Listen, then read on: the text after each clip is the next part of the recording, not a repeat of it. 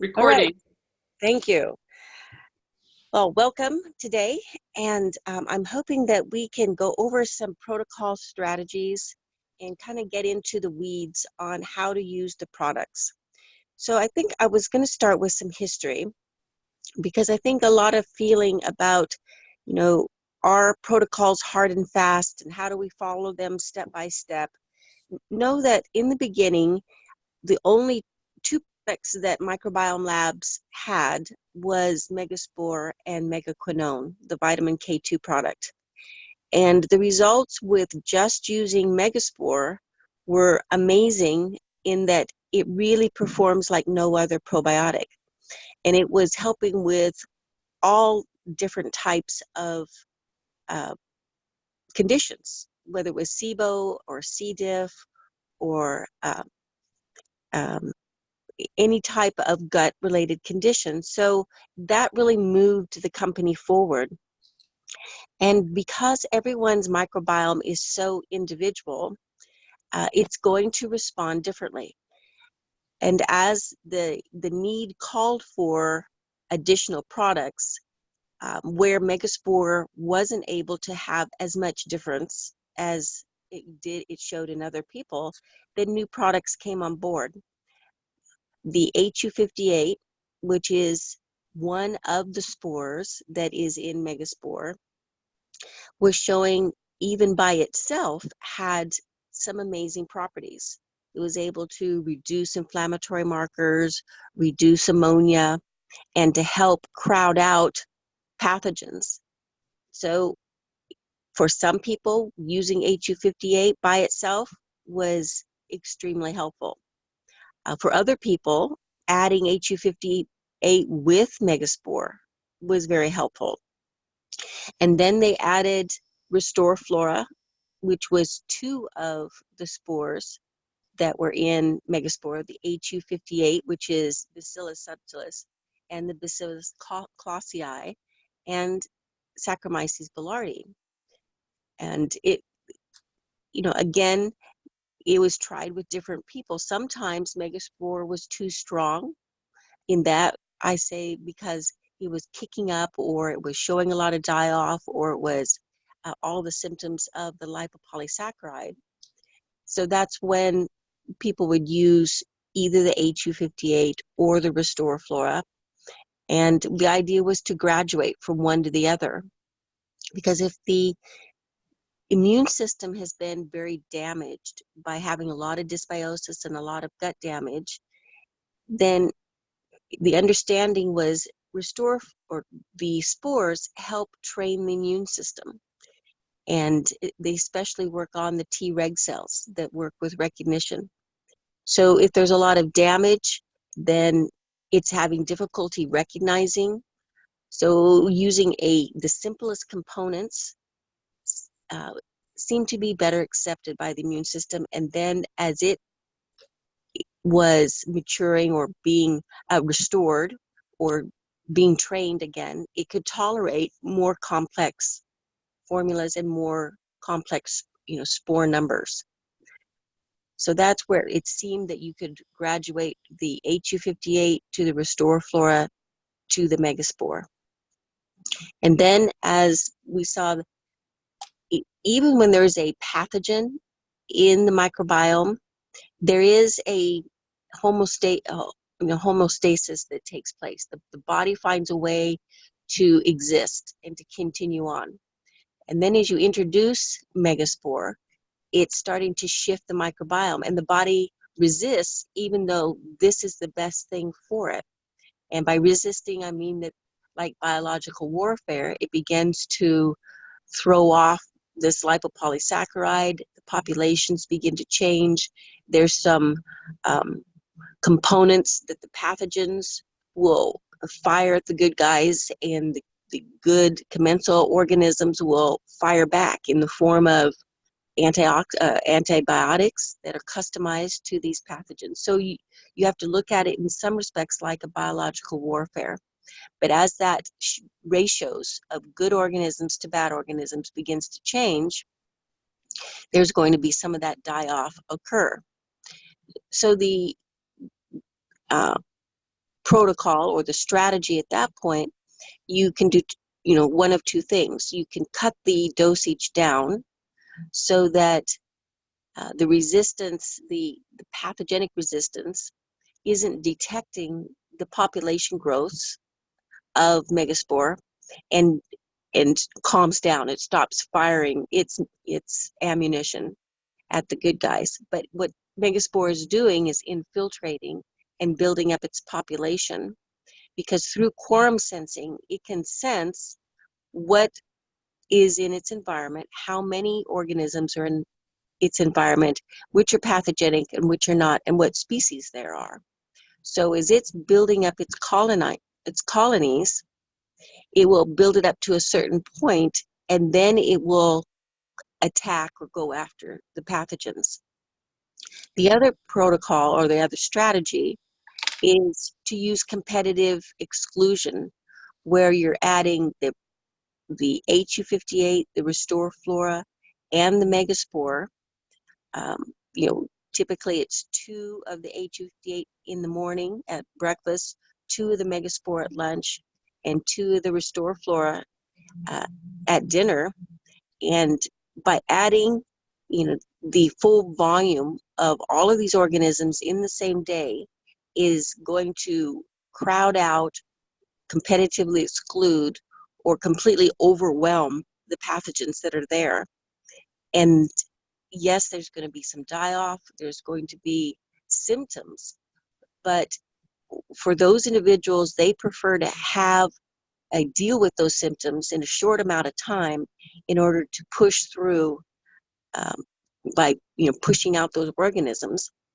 And that would typically be in cases of SIBO, MRSA, extreme cases of SIBO, C. diff, because many of these individuals have been suffering for a long time, or either they're very close to being hospitalized, or they're in the hospital at that time. So it's not a matter of do they want to tolerate it? They are preferring to push through it just to get on top of those organisms.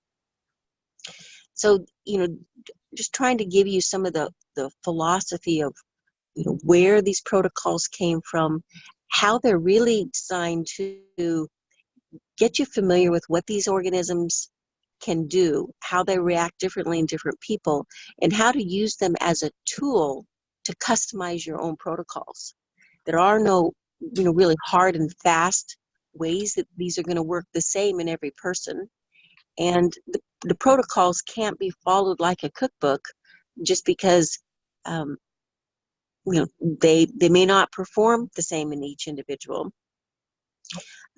And to know that they've been evolving as new products come out, and as we find out how they work synergistically together, you can design your own protocols. We try to present the science also as it becomes published.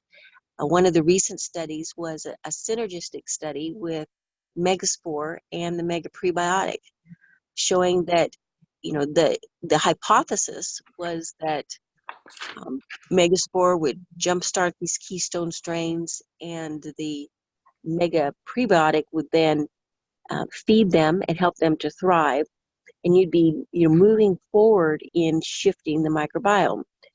And then once the study was concluded, the hypothesis was then proved correct, because it showed that the short chain fatty acids was increased when you add the Megaspore, and it showed about a 20% increase.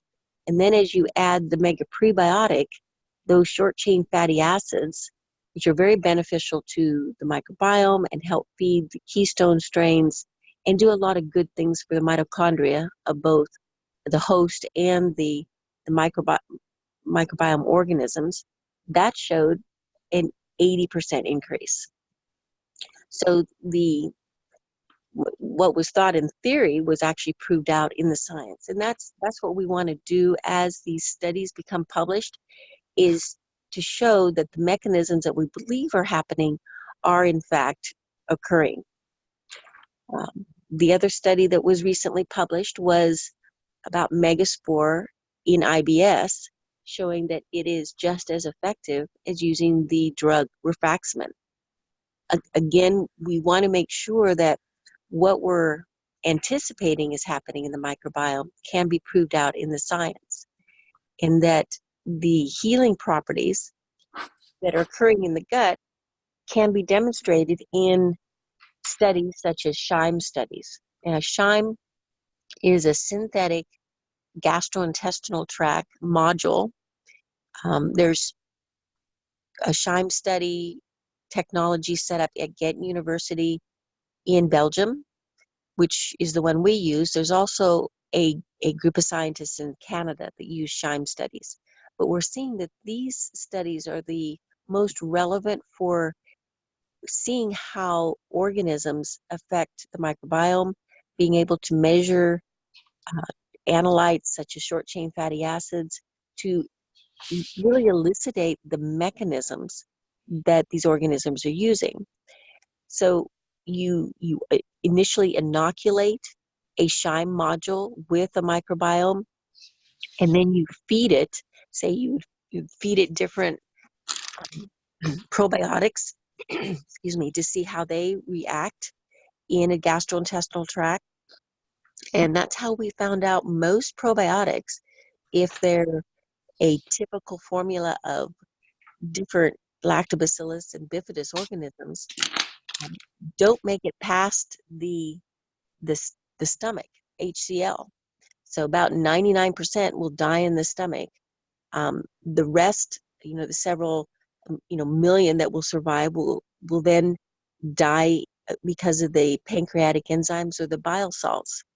So the mechanism that those organisms are working is through the dead, proteins, the dead organisms, and they have proteins and DNA that will go on to metabolically modulate the microbiome. And that works because of the quorum sensing that organisms have. They can sense the DNA of those dead lactobacillus organisms, and they react to it. So there is a response, and that response has been measured for specific type of conditions, but it's very limited. So when we feed the spores to this SHIME study or into this synthetic gastrointestinal tract, we can see it survives the hydrochloric acid of the stomach, the bile salts, and the pancreatic enzymes. We can see that it colonizes in the upper intestinal tract. It produces a series of B vitamins, a full spectrum of methylated B vitamins, vitamin K2, and all of the short chain fatty acids, and antioxidants, and specific antibodies, for the purpose of killing or competitively excluding pathogens. So we can very well see, what the mechanisms are that it's using to reduce inflammation, and to build up the commensal bacteria for a healthy, diverse microbiome, which in turn is going to blunt the effects of the lipopolysaccharide and endotoxins and give the body a chance to heal the mucin layers of the gut. So as time goes on and we continue to publish our studies, the first study in North Texas was showing the reduction of lipopolysaccharide by 45%. And then as the studies show with the triglycerides, because it's able to reduce triglycerides, which is a good indicator for gut inflammation, because the gut and the liver work closely together. And then as the diabetes study and the weight loss study, because the reduction in ghrelin, and the different autoimmune disease studies are published because of the reduction of different inflammatory markers, we're going to be able to see the actual mechanisms that these organisms are working in concert with the body to help these conditions. And that's going to be very beneficial, just because the studies of the microbiome are still relatively new. They really hadn't been done before. So this is disrupting the whole industry of probiotics. And as we launch the recent stool test, it's interrupting the whole industry of stool tests because this is a very different type of technology.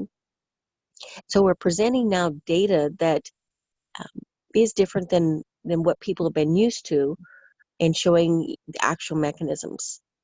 So of course, there's a lot of pushback in the industry because there's a lot of companies that have been using, 16S technology, and now we're presenting whole sequencing, metagenomics, and pushing the industry forward. So in some ways, the old saying of pioneers get shot at, that's kind of where we're at, because the new information isn't readily accepted, but we're standing behind the science and working with our practitioners. We're seeing great results. So, this is part of why we're meeting this morning, to get more feedback and to discuss how these probiotics are working, with your patients, and trying to strategize protocols that can be customized. So with all that background, do we have any new information coming from your patients that you'd like to discuss?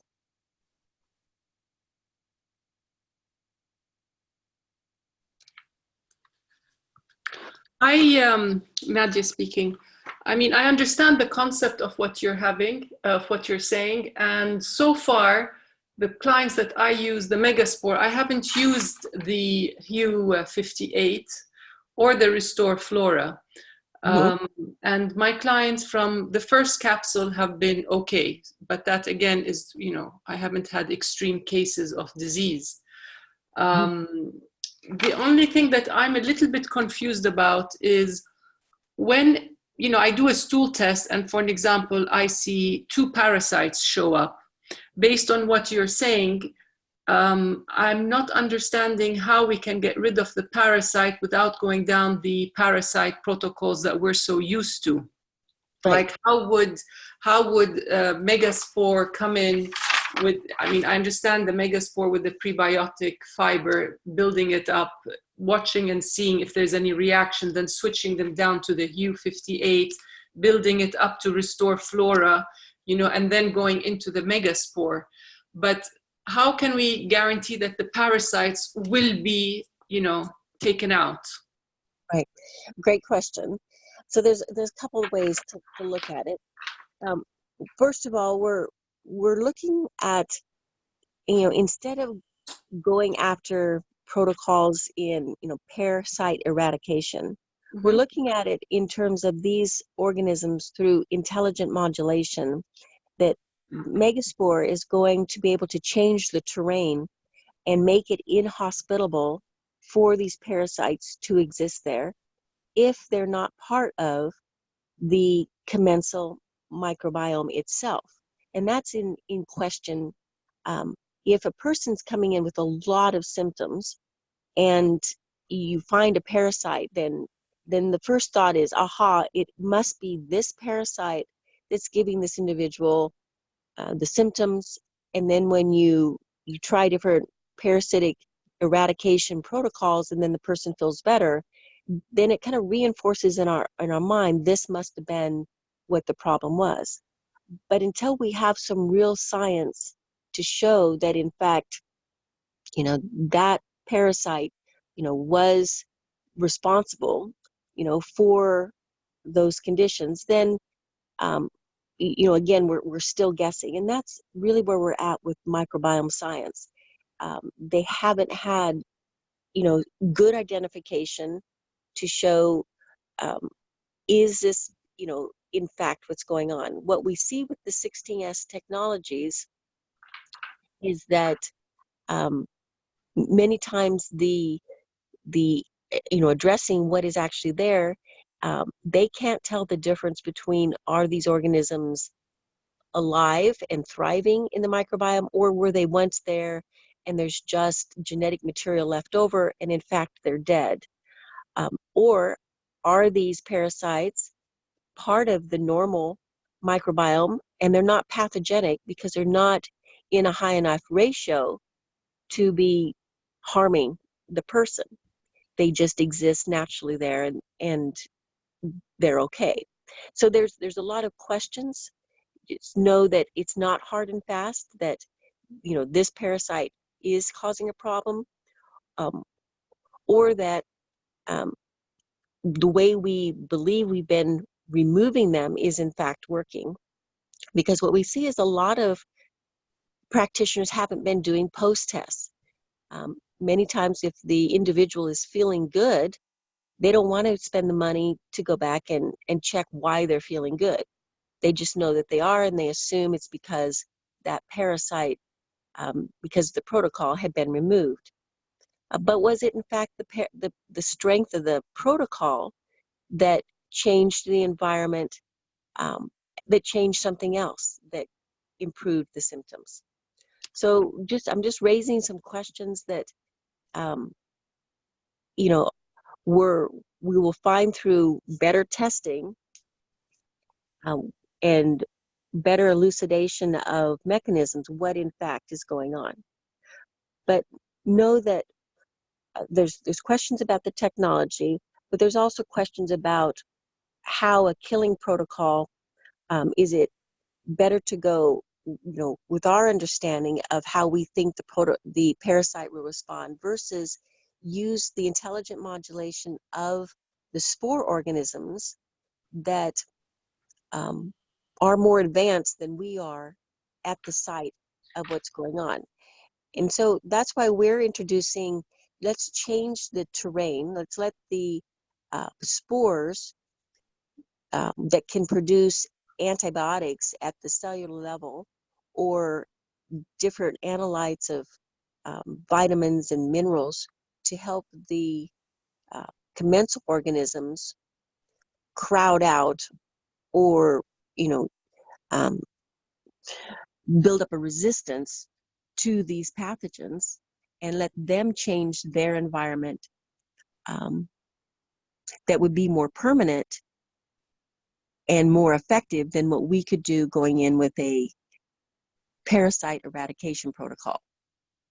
Yeah, So I hear you, and it makes a lot of sense. I mean, I see what you're coming with. So it's just that I'm just trying to figure out, like, if you don't mind, I mean, if let's say my client is coming in with an autoimmune attack of melanoma, so there's, you know, the depigmentation of the skin. Okay, so we know it's an autoimmune, and we know that the three-legged stool of an autoimmune is toxins, is food sensitivities, and pathogens, correct? So basically then we're looking at, okay, so let's work on pathogens. We're looking at the stool test, and we're coming up with what's happening. We work on diet, sleep, you know, and all of those things. And we're looking at toxic, what's going on. So we're trying to calm the immune system, correct? yes, and I look at autoimmune as, you know, at the site of the gut damage, Yes. like the mucin layers, Yes. and the damage to the immune system, So, and the state of the microbiome. right. So would you, for an example, sometimes, you know, if let's say we started working on removing, let's say, gluten and dairy from the case because of the leaky gut, and we're trying to heal the gut. So would you work backwards of healing the gut lining to close that wall using the microbiome products, and then slowly introducing the spore biotics, but start maybe like, you know, maybe with the HU58 if he reacts with this megaspore, and then go from the HU58 to the restore, and then to the mega, and then go into the IgG, you know, and all of those, kind of like work backwards versus hit him with the megaspore?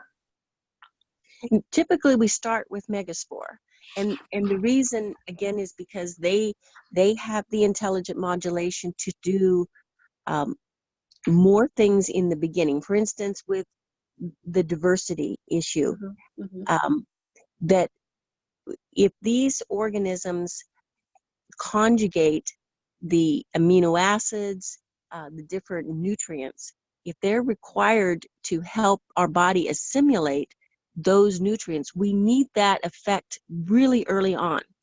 If we introduce amino acids, say that are in the mega mucosa, or with some of the other companies, they're introducing L-glutamine very early into the repair process.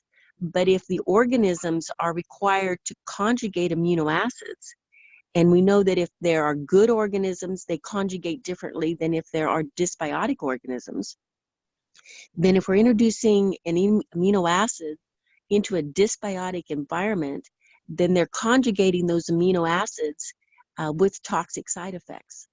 So we want to first introduce the megaspore to start changing the environment of the dysbiotic organisms to healthier organisms for healthier conjugations.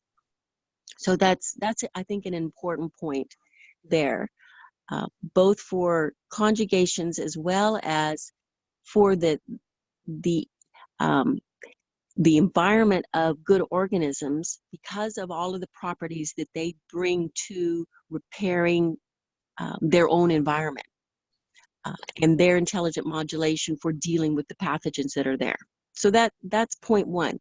If there is a resist or a pushback or a response that the individual is hypersensitive, they're not tolerating megaspore, well, then we have to look at, let's step down the number of spores, let's add some immunoglobulins, the concentrated immunoglobulins in IgG 2000, to basically help the spores, because there is so much of the lipopolysaccharide or the endotoxin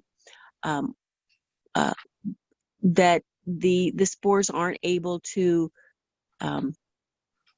get past those toxins, the toxic levels, or that the lipopolysaccharide is causing so much symptoms in the individual, they can't tolerate the time it's taking for the spores to really get a foothold by colonizing into the microbiome. So I think that's where you have to start with the spores, and then make an adjustment if the spores, if there's going to be an intolerance of the spores themselves. Okay, so then you're saying, how long would you be on the IgG 2000? One month? Typically a couple of weeks. We're trying to, you start with the IgG as a pre-treatment, and keep testing. I would say every week. Then start the introduction of the spores again. If there's a pushback, then pull back, divide the doses in half, or stop the spores, add some more IgG. But you're still trying to find what that level is of tolerance the individual that you can start introducing the spores. It's going to be different for each person. Sure. Okay, I understood that now. Okay, that was a good point. I didn't know that before. Thank you. May I give you some cases of needing to go backwards? Sure. So a lot of the people that I'm taking care of, I would say, unfortunately, most of them need to go backwards. So I start them on Megaspore and have a really big pushback. Then I try first having them, what I call just dusting their food with the Megaspore. And if they have a pushback with that, then I go backwards to the Restore floor. Most of them have done extremely well with the Restore floor, and then started progressing up to the Megaspore again. I have one person that is starting to take the Megaspore, was able to get up to 1 full capsule of the Megaspore, and this is slowly over time, each day dusting a little bit more than the last day. And 2 days in a row was able to do 1 full capsule, and then the day after that crash. extreme fatigue. Bottom was sore from all the pooping, and then after that was fine. And it's been about 3 days since not taking anything, letting everything clear out, and then they're going to start back up again. And then there's, I would say 20% of my patients start on the Megaspore. I like to start them about half. If they do well with that, then quickly go up to a full capsule, but otherwise just do half every day. And it is totally dynamic. It is not set in stone at all. It's based on what the patient can tolerate. And some of them have quickly gotten up to the 2 capsules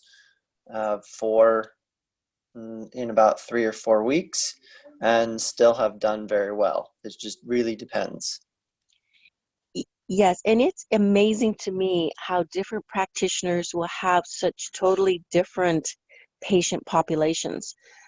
I have had some, I think maybe even between you two, similar examples that some practitioners that they they actually start with 2 Megaspore capsules right from the get-go and have never had a problem. And I'll see them at trade shows and I'll say, don't you titrate? Oh no, my patients, they don't give up, they have a lot of patience, and so I like to push through the protocols quickly, and you've never had any pushback. And well, some of them kind of complain, but I tell them, just grin and bear it, and move on. And then I've then, like Dr. Kevin, where they don't even think of starting with Megaspore. They will start with the HU58 and work up to Restore Flora from the get-go. So it really, really is a big spectrum of how different practitioners start with their patients, what populations they're dealing with. Either I don't know if it's from where they're located, or if it's completely the approach that the practitioner has, that they attract certain people. I don't know, but we try to just explain what the differences between the different approaches are, and let you decide with your patient population how to customize based on how you've seen these products perform. Tracy, with children, is it safe? Like you're talking about from, let's say, 8 years old and above? We have even some newborns that are born with some gastrointestinal distress, and the mothers will just take a pinch of the Megaspore, and put it in the baby's mouth, or put it on their teat and let the baby suckle, and trying to help very young newborns all through every age spectrum, dosing roughly by weight. It's not so much that you can overdose in spores. It's about, you want to start low enough so you can get an idea for how much GI distress the infant or child will have, and then work up from there. So it's roughly by weight. Most children will tolerate a half of a capsule. Dr. Kevin, I think you've had quite a bit of experience using the products with young kids. Yes. What was your experience? So again, with the kids, I like to, like you said, a pinch. I like to call it a dusting. So just open up the capsule, let some of it spill onto the food, and then go from there. But yes, I have several kids that I'm working with. One of the whole families, I'm working Megaspore with them because one of the kids got so sick. Rheumatologists, doctors, like crazy, blood tests, and so not just him I'm working with, but getting the rest of the family as well, and they have 4 or 5 kids. But yeah, body weight, so some of them I have up to half, and they're just hanging out there. That's all they're taking, and they're 5, 6. Some of them are maybe 8, 9, and then all the way down to infant.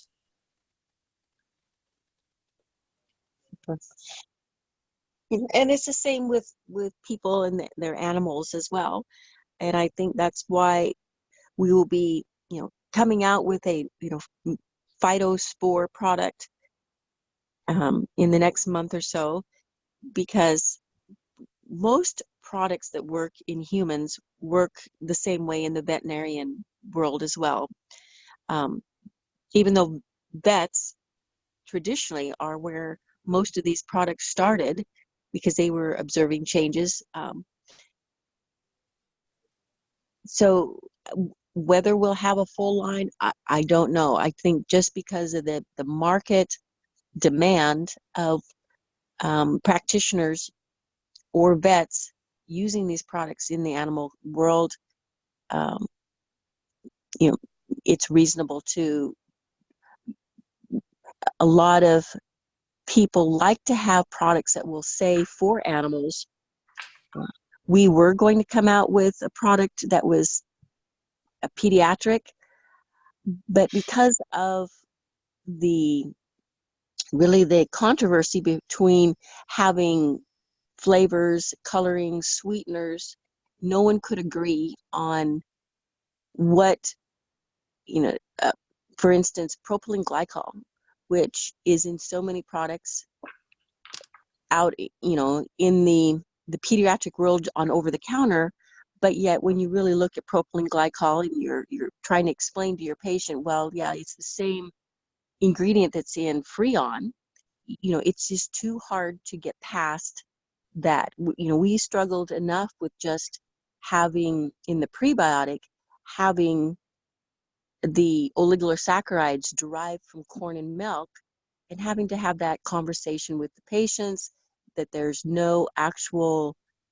immunogenic material, there's no proteins, there's no food materials in these products. It's just a derivative, of the oligosaccharide. It still causes, pause in, do we want to proceed down that road of more products that you have to sit there and explain away? So that's just kind of the problem, in the industry. Whereas most pediatric clinics that are using Megaspore have no problem telling their pediatric patients, parents, just open up the capsule, use, as Dr. Kevin says, dust the food, use a pinch, they're doing fine just doing that. That's why the corporate decision was not to come out with a pediatric line, just use the products as they are and explain how to dose instead of explain away individual ingredient issues.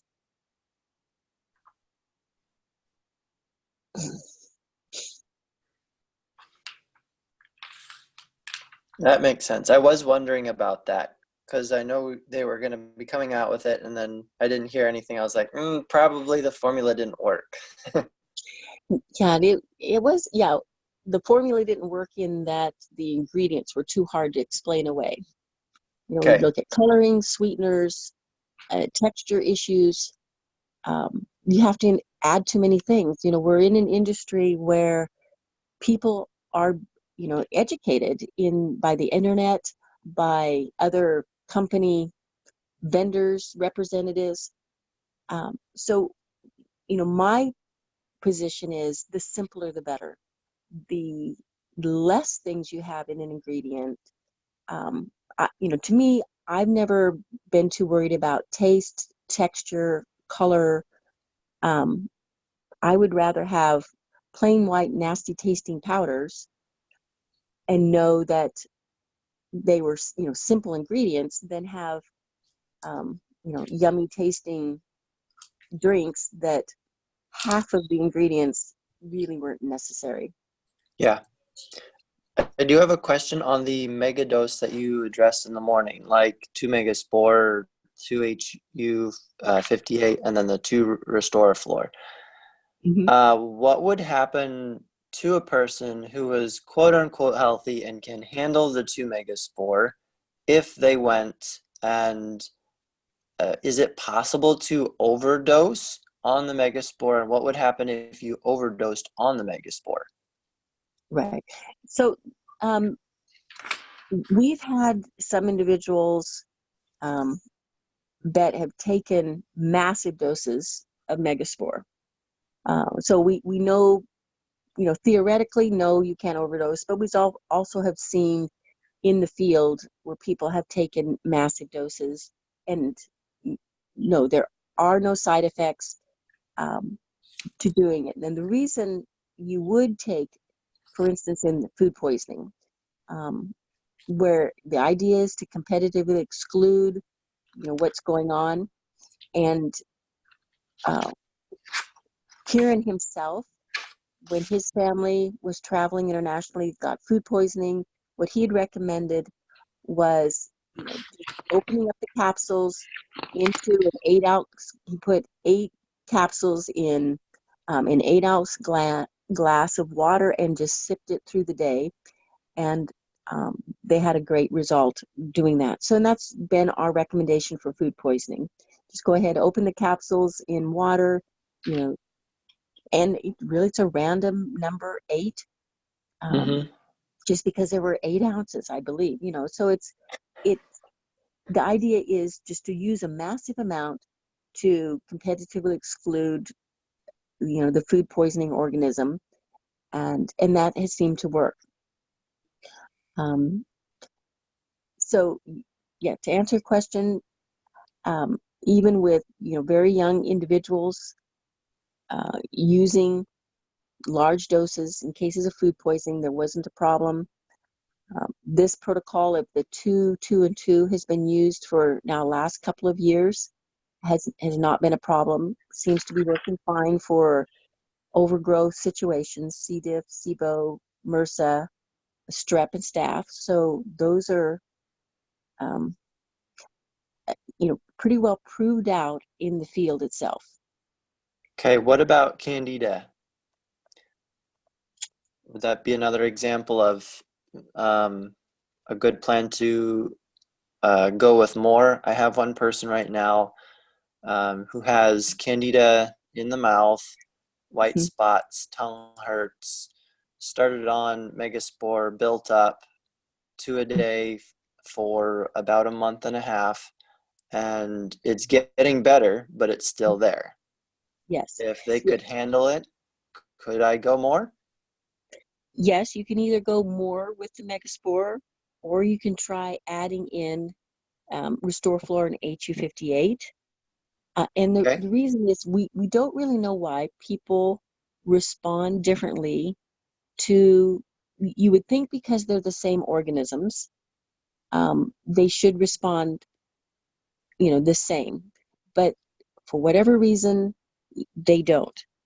The other thing we have found is that all of our practitioners, again, they're going off label, but I can tell you that Megaspore has been used in every orifice of the human body. And if there's thrush, they'd use it as a gargle. If it's in the sinuses, they've used it as a sinus rinse. Inserted it as suppositories, used as douches, in enemas, you name it, even in bath water, for skin conditions.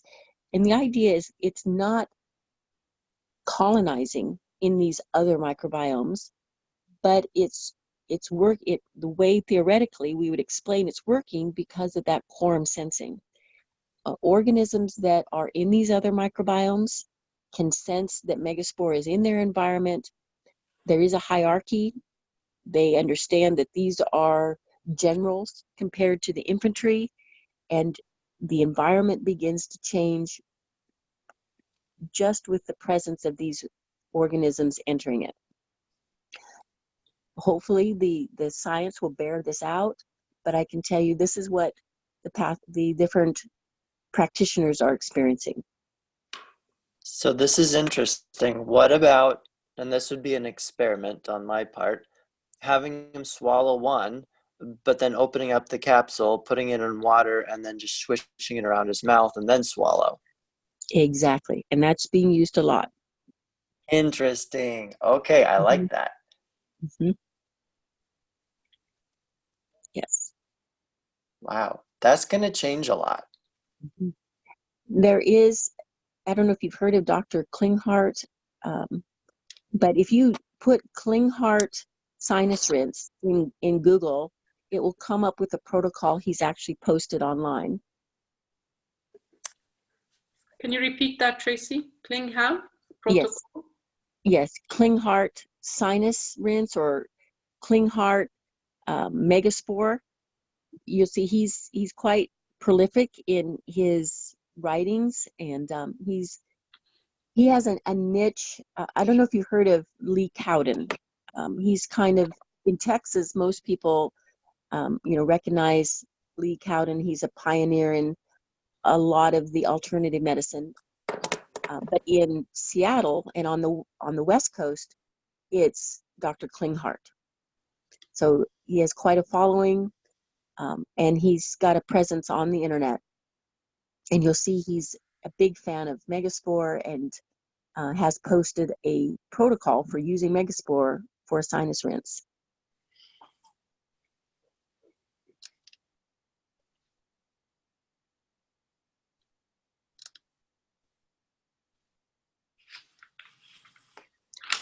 All right, I'm going to take a look at those two. Have you heard of Rebel Health Tribe?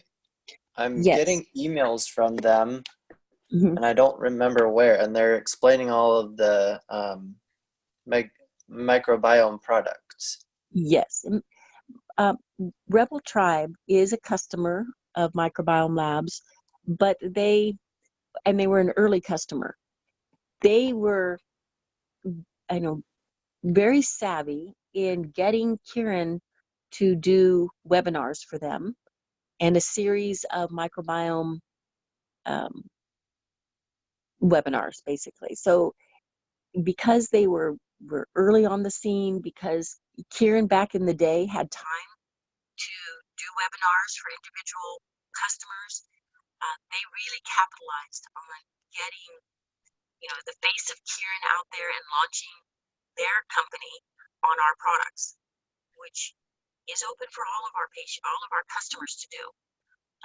And in the world of the internet marketing, we can see that marketing has changed because of the internet. So they've been very successful at doing that. So yes, they are using our products. They have built up a presence. They have a very good education because they've got, Kieran recorded for the last 3 years. But some people are confused. Are they competing with us? No, not really. That opportunity is open for all of our customers. And if Kieran's not available and you want to have a internet presence, I'm happy to do those webinars with you, for you. So what they did is they hosted Kieran.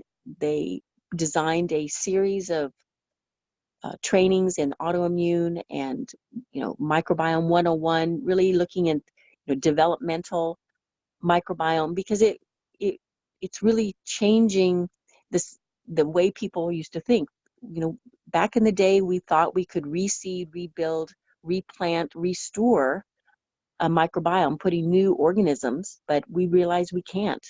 Once that 835 day window closes, then that is a 2.5-year-old child's microbiome is then mature. You don't add to a microbiome. All you can do is shift the populations, encourage the good guys and put down the bad guys.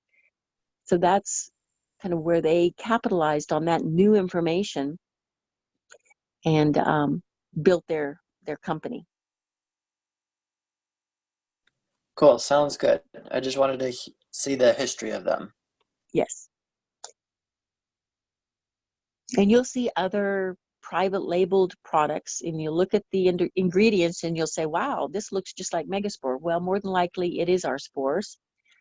There are, for instance, Mercola. You've got someone with a very big internet exposure and presence, and when they private label a product, some of your patients may say, oh, I've been using this Spore product, it's working great, but you'll also notice that it doesn't have the full complement of the spores. When Microbiome Labs allows these big doctors or practitioners to private label, they limit the number of spores so that Megaspore users will always have the most therapeutic practitioner product.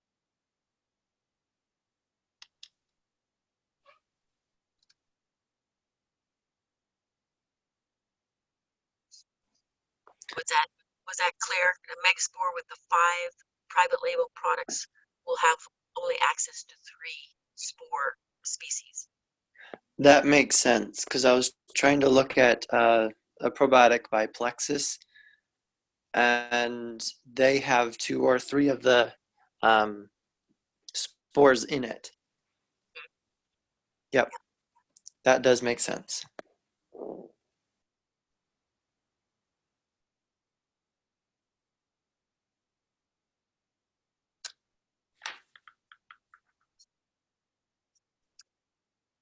Any other questions from the field, or how the products work, or how you can customize them? No, I think it was quite clear. Thank you, Tracy. Yes, thank you very much. You're very welcome. I hope the rest of your week is terrific, and we'll talk again next Thursday. Okay. All right. Thank you. Take care. Bye-bye. Bye.